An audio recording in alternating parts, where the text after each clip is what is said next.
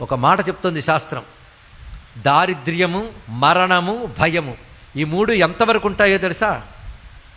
అద్భుతంగా చెప్తోంది శివపురాణం. దారిద్ర్యము, మరణము, భయము ఎంతవరకు ఉంటాయంటే శివపూజ ప్రారంభించే వరకు ఉంటాయి. ఇక్కడ అర్థమైందా? తెలుగులోనే చెప్పానమ్మా నేను. దారిద్ర్యం, మరణం, భయం ఎంతవరకు? శివపూజ ప్రారంభించే వరకే దారిద్ర్య మరణ భయాలు ఉంటాయి. శివపూజ ప్రారంభించాక శివానుగ్రహం వల్ల అవన్నీ తొలగిపోతాయి. అది చెప్పాడు. శివుడు ఎలా తొలగిస్తాడు? ఏ ప్రారబ్ధం వల్ల ఇవి వచ్చాయో ఆ ప్రారబ్ధాన్ని రెక్టిఫై చేస్తాడు ఆయన ఇక్కడ. అందుకే ఈయనకి బాగా అలవాటు చేసిందని చిన్నపిల్లవాడికి భగవత్ పూజ అలవాటు చేశాడు, మంత్రజపం అలవాటు చేశాడు, శుద్ధిగా సకాలంలో నిద్ర లేవడం, మంచి అలవాట్లు ఇవన్నీ చేశాడు. అంటే మీరు ప్రారబ్ధంలో అకాల మృత్యు ఉన్నా నీ ప్రవర్తన సక్రమంగా ఉంటే దాన్ని కూడా దాటవచ్చు. ఈ ఒక్క కథ ద్వారా